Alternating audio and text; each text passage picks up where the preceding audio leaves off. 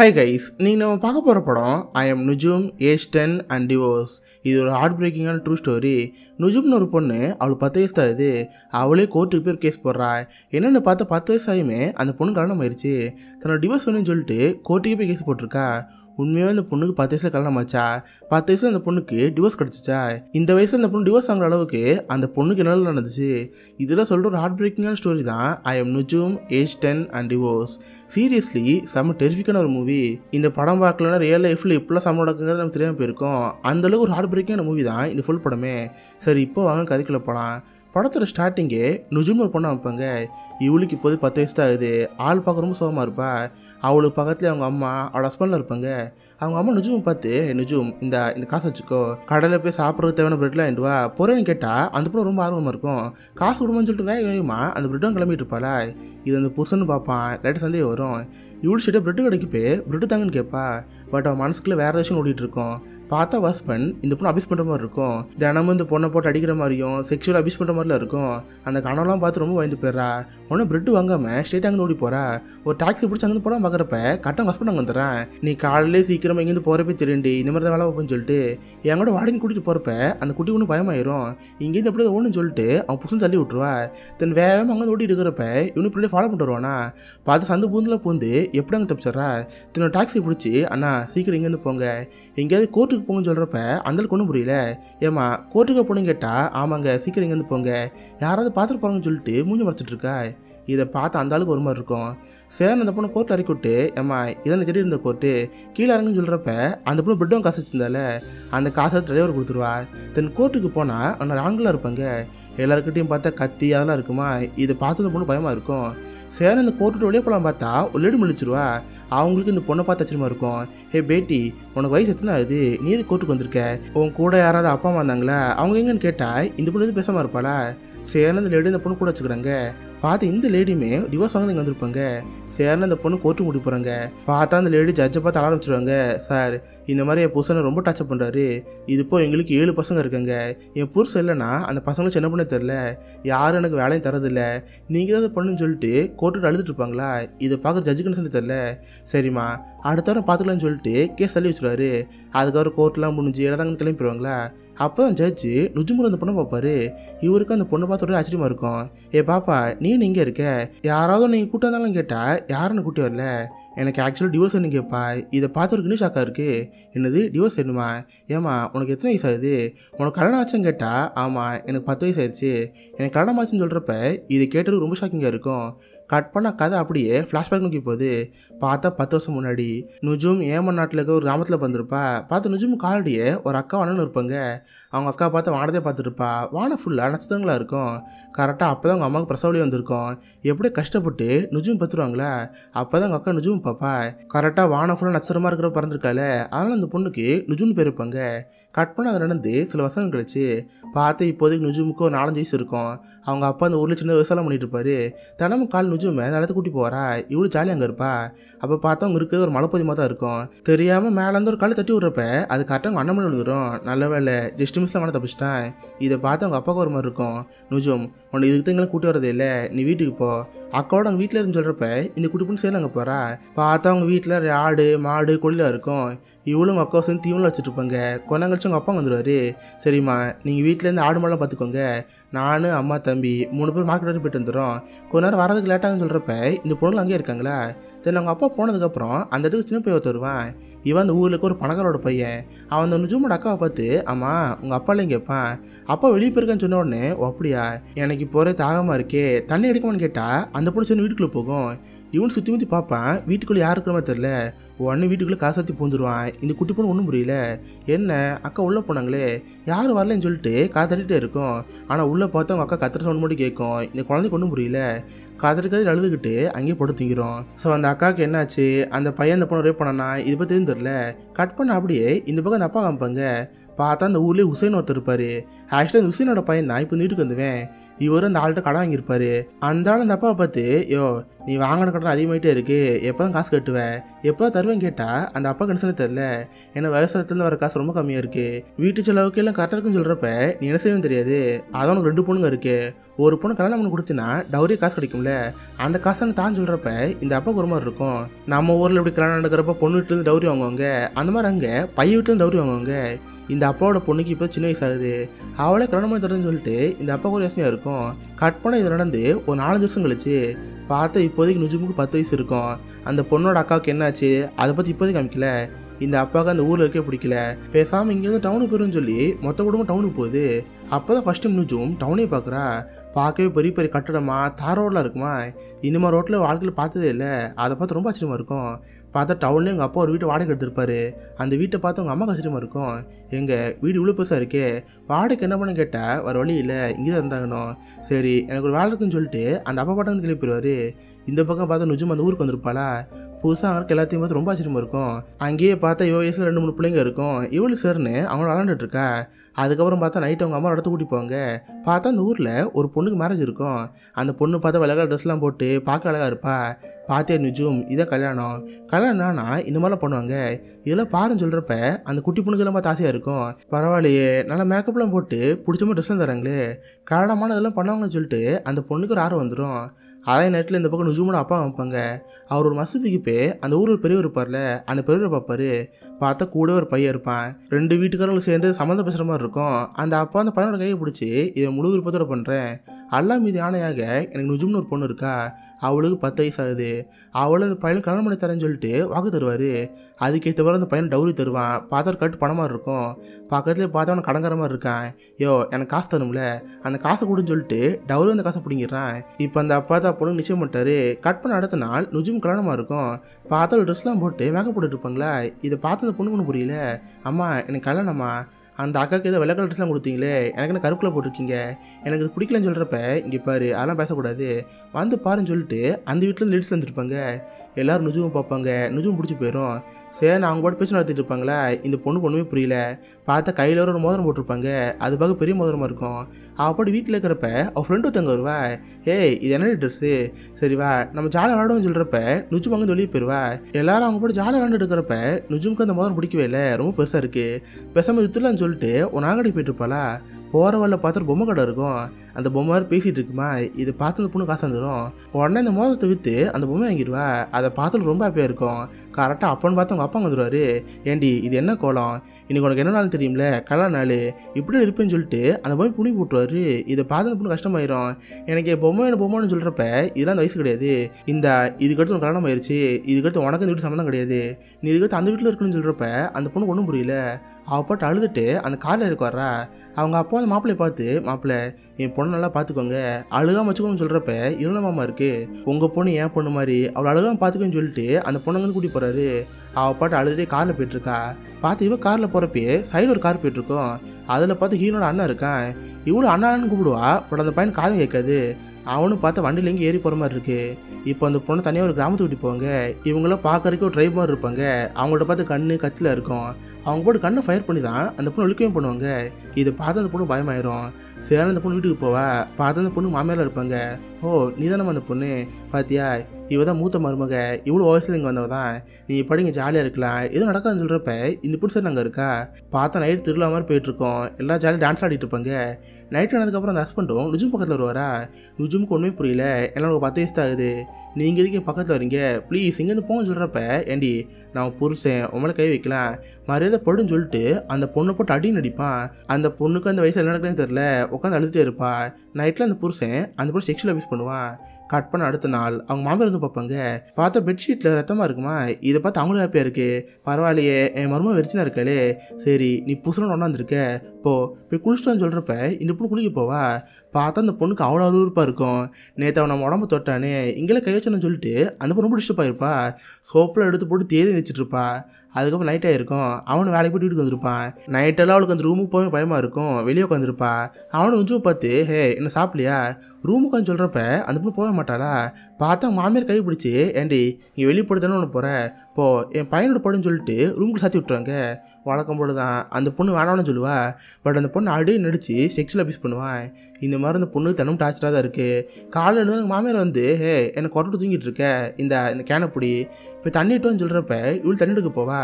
பார்த்தா அவங்க வீட்டிலேருந்து ரொம்ப தூரம் தள்ளி தான் குளமே இருக்கும். அங்கேருந்து தினமும் இந்த குட்டி பொண்ணு தண்ணி இட்டு வந்துட்டு இருக்கணும். அது போய் பார்த்தா விவசாய நிலவரம் இருக்கும், அங்கே விவசாயம் பண்ணியாகணும். திரு வீட்டு கிளீன் பண்ணுங்கிற பேரில் பொழு தேதி வச்சுட்டு இருக்கணும். 10 வயசுல இந்த பொண்ணு எல்லாம் பண்ணக்கூடாதோ அப்பெல்லாம் ஆளாங்க. இதை பார்த்து அந்த பொண்ணு கஷ்டமாயிரும். அந்த வீட்டுக்கே போகக்கூடாதுன்னு சொல்லிட்டு அந்த ஊரில் மழை பெய்து இருக்கும், அந்த இடத்துல உட்காந்துருப்பா. அவன் புருஷன் அங்கே வந்து நுஜும் இங்கே என்ன பண்ணிகிட்டு இருக்க, நான் எங்களோட தென்ன தெரியுமா, சரி வீட்டுக்கு வா. நம்ம வீட்டுக்கு போகணும்னு சொன்னால் இல்லை நான் வீட்டுக்கு வர மாட்டேன், எனக்கு உங்களோட அங்கே இருக்கவே பிடிக்கல. இன்கேஸ் நீங்கள் பக்கத்தில் வந்தீங்கன்னா நான் மேலேருந்து கீழே சேர்த்து போயிடுவேன். என் பக்கத்தில் வராதிங்கன்னு சொல்கிறப்ப சரி நானும் பக்கத்தில் வரல.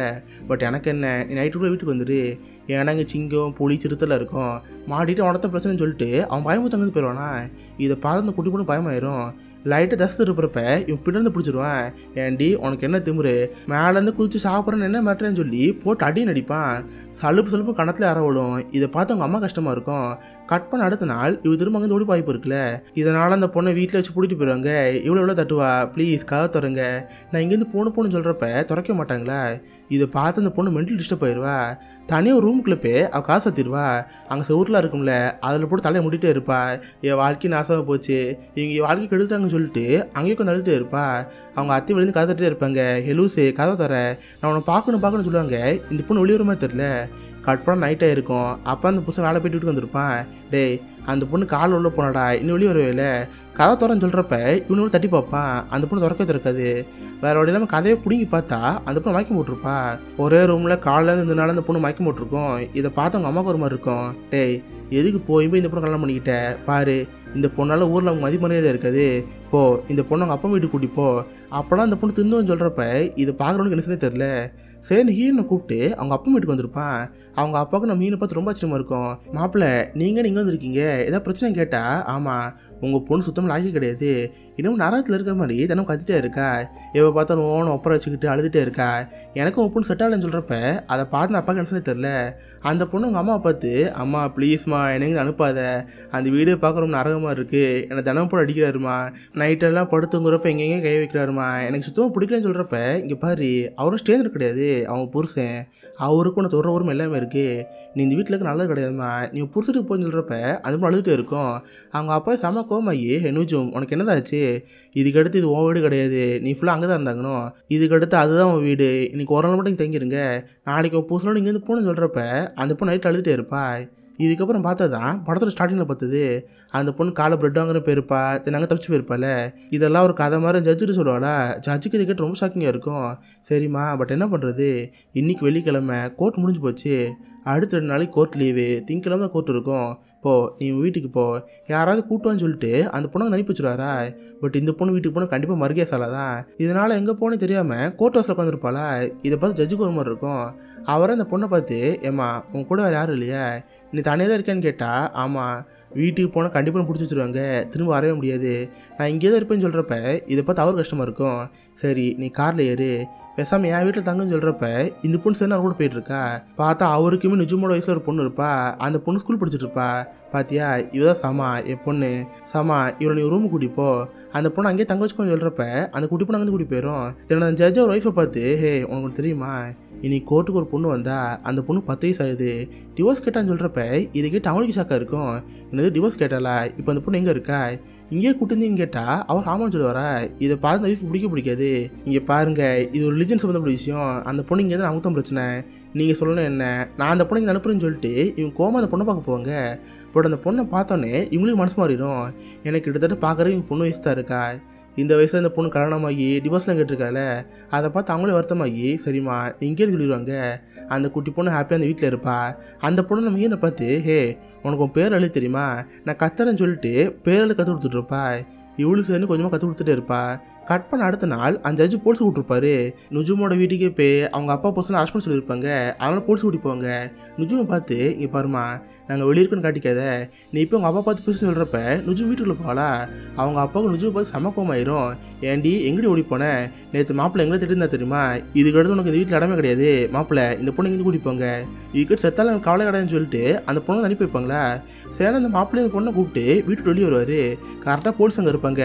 சார், இவர் தான் எங்கள் அப்பா, இவர் தான் கல்யாணம் பண்ணவர், இங்கே 2 பேர் தான் சொல்கிறப்ப அவ்வளோதான் போலீஸ் கொத்த தூக்கிறோம். அந்த அப்பாவையும் பூசனை தூக்கி கஷ்டத்தில் வச்சுருவாங்க. கட் பண்ண அடுத்த நாள் நியூஸ் ஃபுல்லாக பரவி இருக்கும். எல்லா மீடியும் நம்ம ஹீனை கவர் பண்ணியிருப்பாங்க. ஏன்னா 10 வயசுல ஒரு பொண்ணு டிவோர்ஸ் கேட்டிருக்கல. இதை பார்த்து மொத்த விட ஷாக் ஆகிருக்கும். நம்ம ஹீனுக்காக வாதாடுறதுக்கு ஒரு லேடி லாயர் வந்திருப்பாங்க. இவங்க பேர் சத்தா நசீர். அவங்க தான் நம்ம ஹீனுக்காக வாதாடுறதா இருப்பாங்க. கோர்ட்டில் இருந்து கேஸை ஆரம்பிக்கும். லேடி லாயர் இருந்து, சார் இது சட்டப்போட ரொம்ப குற்றம் பண்ணது. அந்த பொண்ணுக்கு சின்ன வயசு, மைனர் பொண்ணு, இவளுக்கு கல்யாணம் பண்ண செல்லாத ஒன்று, இவங்க பண்ணது ஒரு மிகப்பெரிய குற்றம் சொல்கிறப்ப ஜட்ஜ் அவங்க அப்பா பார்த்துக்கிட்டே இருப்பார். சார் இது நிஜம் உங்கள் பொண்ணு தானே, எதுக்கு அந்த பொண்ணு கல்யாணம் பண்ணிச்சிங்க? இது ஒரு குற்றம் தெரியாதான் கேட்குறப்ப, சார் இதில் என்ன சார் குற்றம் இருக்குது? எங்கள் ஊர் நிறைய பேர் தான் பண்ணுவாங்க. நிறைய பேர் 10 வயசு பொண்ணு 12 வயசு பொண்ணு கல்யாணம் பண்ணிக்கோங்க. அதான் நாங்களும் பண்ண சொல்கிறப்ப இதை போய் ஜட்ஜு கோந்த வரும். சார் நீங்கள் என்னவோ பண்ணிக்கோங்க, உங்கள் கலாச்சாரம் எப்படின்னு இருக்கட்டும், பட் சட்டப்படி இது குற்றமான ஒன்று. அந்த பொண்ணு அண்டரேஜ் பொண்ணு. சரி உங்கள் பொண்ணு வயசு என்ன சொல்லுன்னு கேட்குறப்ப அந்த அப்பாவுக்கு பயமாக இருக்கும். என் பொண்ணுக்கு 13 வயசுன்னு சொல்கிறப்ப 13 வயசா? பார்க்க அந்த மாதிரி தெரியலையே, உண்மையான வயசை சொல்லுங்கன்னு சொல்கிறப்ப அந்த அப்பாவுக்கு ஒரு பயமாக இருக்கும். என்னை சுற்றி நிறைய பேர் இருக்காங்க, மிடில் கவர் பண்ணிட்டு இருக்கல, ரொம்ப பயந்து போயிருப்பாரு. இன்னும் இருவில் வந்த மாதிரி செம்ம ஆக்டிவ் கொடுத்துருப்பாரா? இதை போய் ஜட்ஜுக்குன்னு சொல்லி தரல. சரி கோர்ட் அடுத்த ஹீரோ தள்ளி வைக்கிறேன். அப்போ அந்த கேஸ் நடக்கணும்னு சொல்லிட்டு கேஸ் தள்ளி போட்டுருவாரு. ஸோ அது வரைக்கும் நிஜம் அந்த லாயர் வீட்டில் தான் இருப்பா. கட் பண்ண அப்படியே ஒரு சேக்கூட வீட்டை வைப்பாங்க. பார்த்தா அங்கே தான் நம்ம ஹீரோட அண்ணன் இருப்பான். அவர் வீட்டில் இருக்கிற ஆடெல்லாம் மேய்ச்சிக்கிட்டு அவர் காலம் அமைக்கி விட்டுட்டு இருப்பானா. பார்த்தா அந்த விஷயம் நியூஸில் பரவாயில்ல போயிருக்கும். பேப்பரில் வந்து அதை பார்த்து அவருக்கு கச்சிதமாக இருக்கும். டேய் இவன் தங்கச்சியா பாருவேன், உன் தங்கச்சி உங்கள் அப்பா மேலே கேஸ் போட்டிருக்கா. இதுக்கு அடுத்து நீ இங்கே இருக்க தேவையில்ல, பேசாமல் ஊருக்கு ஓடி போயிரு, உன்னை வச்சு நாளைக்கு நீயும் கேஸ் போடுவேன்னு சொல்லிட்டு அந்த பையன் நட்டு மிதிப்பாரா. பட் அந்த பையன் கடுக்குமா தெரில, அவருக்கே தெரியாமல் பேப்பர் ஆட்டி போட்டுருவான். கொஞ்சம் தூரம் தள்ளி வந்து பார்த்தா அவன் தங்கச்சி கேஸ் போட்டிருப்பா. இதை பார்த்து அவனுக்கே ஹாப்பியாக இருக்கும். ஆக்சுவலாக அந்த பையன் இருக்குது சவுதி அரேபியா. கட் பண்ணால் அடுத்த ஹியரிங் ஆரம்பிக்கும். பார்த்தா இந்த வாட்டி பப்ளிக் ப்ரெஸ் மீட் யாரும் அலோவ் பண்ணாமல் வேறு தனியாக கோர்ட் மட்டும் தான் இருக்கும். யார் யாரெல்லாம் வாதம் இருக்காங்களோ அவங்க மட்டும் அலோவ் பண்ணியிருப்பாங்க.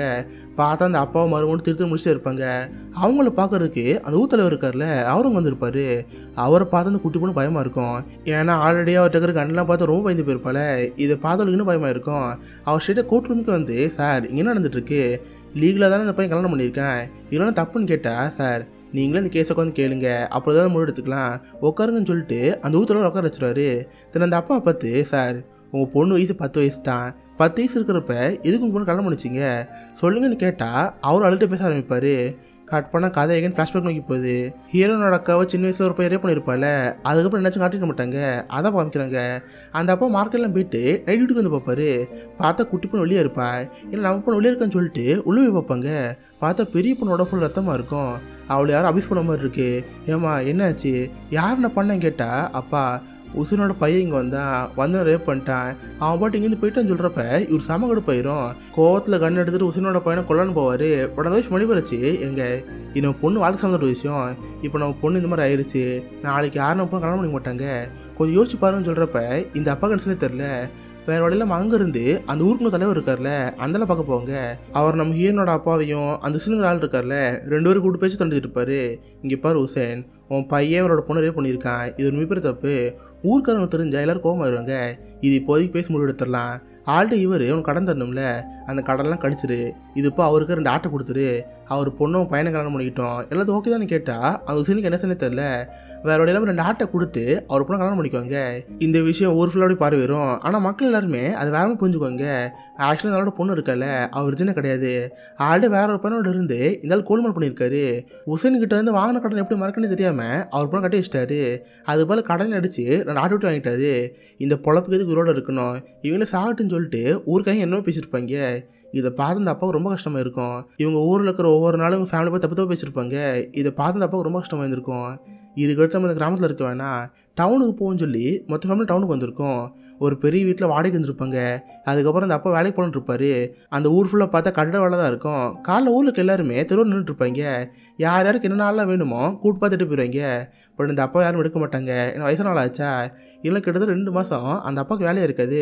தினமும் அவரால் ஒரு படி தான் வாங்க முடியும். அதை வச்சுட்டு மொத்த ஃபேமிலி சாப்பிட்டுட்டு இருக்கோம். அப்போ தான் ஒரு நாள் ஹவுஸ் ஓனர் வந்து, 2 மாதம் வீட்டு வாடகை கட்டல, அடுத்த வாரத்துக்குள்ள காசு இல்லைன்னு வச்சுக்கேன் பொட்டு பிடிக்கல கால் பண்ணிடுவேன், ஃபேமிலி நடுத்தூரில் இருக்கிற மாதிரி இருக்கும் புரிதுன்னு சொல்லிட்டு மேட் அங்கேருந்து போயிருப்பார். இதை பார்க்குற அந்த அப்பா கணிசனே தெரில. அப்போ நுஜுமே வேலைக்கு ஆரம்பிச்சிருப்பா. என்ன வேலைன்னு பார்த்தா பிச்சை எடுக்கிறது. ஒவ்வொரு கார்காரங்களையும் பார்த்து சார் சாப்பிடவே காசு இல்லை, காசு தாங்கன்னு கேட்டு அண்ணனோட பண்ணிகிட்டு இருப்பா. இதை பார்த்து அந்த அப்பாவுக்கு ரொம்ப அர்த்தமாயிரும். நைட்டு உங்கள் பொண்ணு படுத்து இருக்கிறப்ப தொய்ஃப்ட்டு பேசியிருப்பாரு. இங்கே பாருமா, எனக்கு இதோட்ட ஒரு வழியே தெரில. நுஜுமுக்கு இப்போதைக்கு 10 வயசு ஆயிடுச்சு, பேசாமல் கல்யாணம் பண்ணி கொடுத்துடலாம். கல்யாணம் பண்ணி கொடுத்தா டவுரியே கொஞ்சம் காசு கிடைக்கும். அதை வச்சு வீட்டு வாடகை இருக்கிற கடலாம் அடைச்சிடலாம். நம்ம பொண்ணு இங்கேருந்து போயிடுவா. அதுக்கிட்ட நான் தான் இருக்கிற காசை நம்ம வாழ்ந்துக்கலாம். அது போல் நம்ம பையன் இருக்கால, அவனுக்கு சவுதி அரேபியாவில் ஷேக்கிட்ட வேலை கிடச்சிருக்கு. அவனை அங்கே அனுப்பிடுவான். அவனும் மாதம் வேலை பார்த்து கொஞ்சம் காசு கிடைக்கும்ல, அதை வச்சு ஃபேமிலி ஓடிக்கலான்னு சொல்லிட்டு நைட்டில் பேசியிருப்பாங்க. இதுக்கப்புறம் பார்த்தா தான் நம்ம ஃப்ளாஷ்பேக்கில் பார்த்தது நம்ம நுஜும் கல்யாணம் ஆகிருக்கோம். அந்த பையனை வண்டியில் ஏற்றி சவுதி அரேபியாவுக்கு அனுப்பியிருப்பாங்க. அவன் அங்கே ஆடு மேய்க்கிற வேலை பார்த்துட்டு இருப்பான். இதெல்லாம் அந்த அப்பா ஒரு கதையை சொல்கிறப்ப இதுக்கிட்ட ஜட்ஜுக்கு ஒரு மாதிரி இருக்கும். சரி சார், எனக்கு புரியுது, உங்கள் ஃபேமிலிக்குள்ளே கஷ்டம் இருந்திருக்கு, அதுக்கு நுஜுமை கல்யாணம் பண்ணி கொடுத்துட்டீங்க. பட் இது சட்டப்படி நியாயமா? பாருங்கள், உங்கள் பொண்ணு கோர்ட்டில் தெரிய வந்து கேஸ் கொடுத்துருக்கா. இதுக்கு நீங்கள் என்ன சொல்ல போறீங்க கேட்குறப்ப கரெக்டாக ஒரு பையன் வருவான். யாருன்னு பார்த்தா நம்ம ஹீரோட அண்ணன் சவுதி அரேபியாவில் சேர்த்து துரத்தி விட்டுருப்பார்ல, அவனே அங்கேருந்து இந்த ஊருக்கு வந்துட்டான். இதை பார்த்து அவருக்கு ஆச்சரியமாக இருக்கும். அந்த பையன் சேர்ந்து அந்த பொண்ணோட உட்காந்துக்கிறான். தென் அந்த லேடி லாயர்லேருந்து, சார் இது ரொம்ப சென்சிட்டிவான கேஸு, வளர்ந்த நாடுகள்லேருந்து எல்லா நாடுகளையுமே இனிமேல் நிறைய குழந்தைங்க பாதிப்படுறாங்க. கிட்டத்தட்ட வருஷத்துக்கு 70,000 குழந்தைங்க இனிமேல் சைல்டு மேரேஜில் பாதிப்படுறாங்க. அதுலேயே ஒரு மிகப்பெரிய பங்கு நம்ம நாடான ஏமானு தான் இருக்குது. இங்கே நிறைய இடத்துல சைல்டு மேரேஜ் நடக்குது. அதுலேருந்து வெளியே ஒரு குழந்தைங்க ரொம்ப கம்மி. அப்பப்போ நுஜும் மாதிரி 1-2 குழந்தைங்க தான் வராங்க. இந்த கேஸ் நீங்கள் சீரியஸாக எடுத்துக்கணும். நுஜுமோட கல்யாணம் சட்டப்படி செல்லாது. இனிமேல் அறிவிக்கணும்னு சொல்கிறப்ப இதை பார்க்க ஜட்ஜு கணிசனே தெரில. ஜட்ஜ் உடனே அந்த ஊத்தலரை பார்த்து, சார் நீங்களே பாருங்கள், அந்த பொண்ணுக்கு இந்த காலத்தில் விருப்பம் கிடையாது. இஸ்லாம் படி பார்த்தா கூட ஃபோர்ஸ்ட் மேரேஜுங்கிறது தப்பான ஒன்று. இதுக்கிட்ட நீங்கள் தான் முடிவெடுக்கணும். நீங்கள் அந்த பொண்ணை பேசுங்கன்னு சொல்கிறப்ப அந்த ஊத்துலருக்கு என்ன சரி தெரில. உடனே அந்த பொண்ணை பார்த்து, இங்கே பாரு பாப்பா, உனக்கு இவரோட போன ஆசையாக இருக்கா? இவர் வீட்டில் இருப்பேன்னு கேட்டால் சேச்சா நான்லாம் போக மாட்டேன், எனக்கு வீட்டில் இருக்க பிடிக்கலன்னு சொல்லிட்டு அந்த பொண்ணு அப்படி பயந்துருக்குமா? இதை பார்த்து அந்த ஊத்தலுக்கு கஷ்டமாயிரும். டேய், இதுக்கு அடுத்து உனக்கு இந்த பொண்ணுக்கு எந்த சம்மந்தம் கிடையாது, உனக்கு அந்த பொண்ணு டிவோர்ஸ் ஆச்சுன்னு சொல்கிறப்ப இதை பார்த்து அவனுக்கு ஒரு மாதிரி இருக்கும். ஜட்ஜை பார்த்து, சார் இதுக்கிட்ட உங்கள் தீர்ப்பு தான், நீங்கள் எது கொடுத்தாலும் நாங்கள் ஏற்றுக்கிறோன்னு சொல்கிறப்ப அதை பார்த்து அவர் ஹாப்பியாக இருக்கும். நுஜுமோட கல்யாணம்ங்கிறது சட்டப்படி குற்றமான ஒன்று. அந்த கல்யாணம் செல்லவே செல்லாது. இதுக்கப்புறம் நுஜும் அவளுக்கு பிடிச்ச மாதிரி வாழ்க்கை வரலாம். அவளோட செலவுகள் எல்லாத்தையுமே அரசாங்கமே ஏற்றுக்கும். இந்த கேஸ் முடியுதுன்னு சொல்லிட்டு நுஜுமுக்கு தீர்ப்பு கொடுத்துருப்பாங்க. இது பார்த்தா ஒரு மிகப்பெரிய விஷயம் மாதிரி இருக்கும். நுஜுமோட அண்ணனுக்கு நுஜும் படத்தை பார்த்து ரொம்ப ஹாப்பியாக இருக்கும். தங்கச்சி அக்கெல்லாம் பண்ணுவான். கட் பண்ண அடுத்த நாள் இது ஒரு பெரிய விஷயம் மாதிரி இருக்கும். ஃபாரினில் இருக்கிற பெரிய பெரிய மேகசின்லாம் இந்த கேஸ் வந்திருக்கும். அந்தளவுக்கு இந்த கேஸு ரொம்ப சென்சேஷனாக இருக்கும். கட் பண்ண இப்போதைக்கு நுஜும் ஸ்கூலில் இருக்கா. பார்த்தா தான் ஜட்ஜோட பொண்ணு படிக்கிற ஸ்கூலில் நுஜும் படிச்சுட்டு இருக்கா. இதோட நுஜும் ஏஜ் 10 அண்ட் டிவோர்ஸுங்கிற இந்த ஒரு கதை முடியுது. சீரியஸ்லி ரொம்ப ஹார்ட் பிரேக்கிங்கான மூவி. இந்த படத்தில் நம்ம என்னெல்லாம் பார்த்தோம், அதாவது ரியல் லைஃப்பில் அப்படி நடந்தது. அந்த கதையுமே தெளிவாக பார்ப்போம். ஆக்சுவலாக நுஜுமோட உண்மையான பேர் நுஜுத் அலி. 2008 வயசு 10. அப்போ கல்யாணம் ஆச்சு. கல்யாணமான நபரோட வயசு 30 வயசு. தினம் அந்த பொண்ணு செக்ஷுவல் அபியூஸ் பண்ணுறது, ரேப் பண்ணலாம் பண்ணியிருக்காரா. இதை பார்த்து அந்த பொண்ணு கஷ்டமாக இருக்கும். ஸோ அவளே கோர்ட்டுக்கு போய் டிவோர்ஸ் கேஸ் அப்ளை பண்ணியிருக்கா. இவளுக்காக வாதான ஒரு லேடி லாயர் தான் சதா நசீர். அதுப்போ இவங்க தான் ஏமன் நாட்டுடைய முதல் பெண் லாயர். அந்த ஒரு பெருமை இவங்களுக்கு தான் இருக்குது. இவங்க தான் கஷ்டப்பட்டு கேஸ்லாம் கொடுத்து நுஜுமுக்கு டிவோர்ஸ் வாங்கி கொடுத்துருப்பாங்க. 10 வயசில் நுஜுமுக்கு டிவோர்ஸ் ஆகிருக்கும். இப்போ வரைக்கும் உலக வரலாற்றிலே கம்மி வயசில் டிவோர்ஸ் வாங்கினது நுஜும் தான். இப்போதைக்கு நுஜுமுக்கு வயசு 26. அவங்க ஒரு ஜேர்னலிஸ்டாக இருக்காங்க. சின்ன வயசில் எப்படியோ போக வேண்டிய வாழ்க்கை இப்போ நல்லா தான் மாதிரி இருக்குது. இதோட நுஜும் ஏஜ் 10 அண்ட் டிவோர்ஸுங்கிற இந்த ஒரு கதை முடியுது. ஸோ கண்டிப்பாக உங்கள் எல்லாருக்குமே இந்த படம் பிடிச்சுன்னு நினைக்கிறேன். அப்படி பிடிச்சிருந்தா இந்த அளவுக்கு லைக் பண்ணுங்கள். இந்த மாதிரி வித்தியாசமான மூவிஸை பற்றி தெரிஞ்சுக்க மிஸ்டர் ஹாலிச்சை சப்ஸ்கிரைப் பண்ணி வச்சுக்கோங்க. உங்களோட தான் நல்ல ஒரு ஆசமான மீட் பண்ணுறேன். அது வரைக்கும் பாய் கைஸ்.